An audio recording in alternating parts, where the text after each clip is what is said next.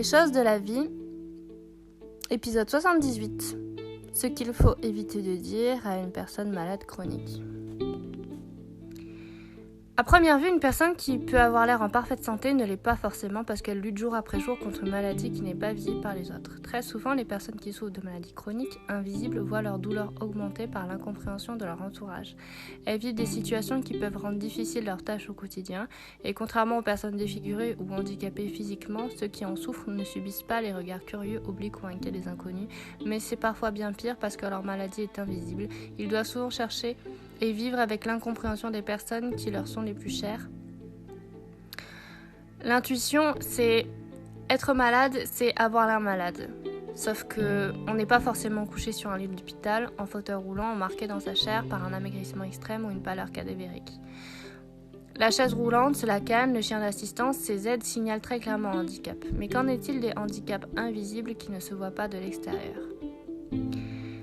Les malades jouent-ils la comédie ou font-ils un peu trop pour se plaindre ? Ne sont-ils pas un peu feignants ou chochottes ? Un peu comme si vous étiez agressé de plein jour, vous vivez cette phrase comme une agression.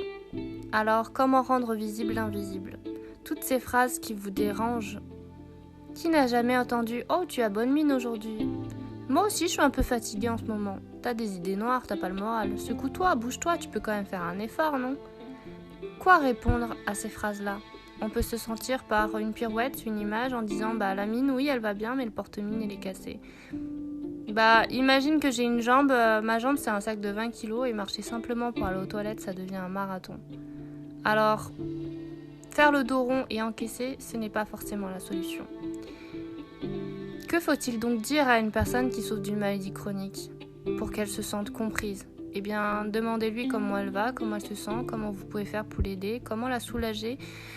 Vous lui dites que vous êtes là, que vous la soutenez moralement et dites-lui que vous pouvez imaginer qu'il soit très difficile de vivre avec une maladie qui fait souffrir intérieurement, mais que ce n'est pas visible de l'extérieur et que c'est pour ça que vous avez du mal à comprendre, mais que vous allez faire l'effort pour. Il faut faire preuve d'empathie, dire que vous êtes désolé qu'elle passe par là et que vous espérez que vous pouvez diminuer sa douleur par votre présence et que vous espérez qu'elle se sentira bientôt mieux. Le fait que vous exprimiez que vous avez une pensée envers elle fait que, ça la réconfortera. Si vous ne la jugez pas et si vous faites seulement en sorte d'être présent, ce sera déjà beaucoup. Évitez de dire par contre que... Évitez en fait de proposer de faire davantage d'exercices, de faire du sport, d'aller voir ses amis, de questionner excessivement sur la maladie ou « Ah mais en fait t'avais l'air bien ». Ne lui proposez pas non plus d'aller voir quelqu'un, des antidépresseurs, de prendre des médicaments, ça n'aidera en rien en fait. Suggérez de faire un régime non plus, ça ne va pas aider, ou toute remarque désagréable envers cette personne. En fait, le mieux, quand vous ne voulez pas blesser, c'est de ne rien dire, juste d'être présent. Juste de faire acte de présence. J'espère que ces petits conseils vous aideront dans votre rôle d'aidant, parce que être malade, c'est une chose, être aidant est tout aussi compliqué. Mais se sentir incompris, c'est encore pire finalement parce que c'est une bataille de tous les jours, de toutes les personnes qui sont proches ou lointaines, qui vous regardent de manière bizarre et qui ne comprennent pas forcément la distance que vous pouvez avoir parfois.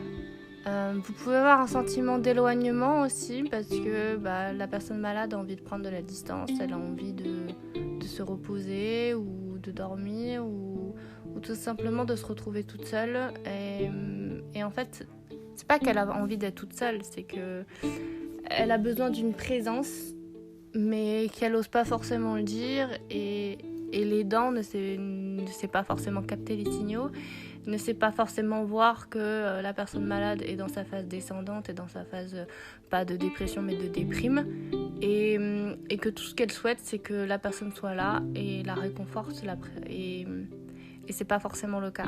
Alors je vous souhaite de d'être les plus bienveillants possibles envers les personnes que vous aimez. Dites-leur vraiment que vous les aimez et que vous êtes là quoi qu'il arrive et que vous n'êtes pas là pour les juger et que vous n'êtes pas là pour leur faire des reproches. Aimez sans limite et aimez sans jugement.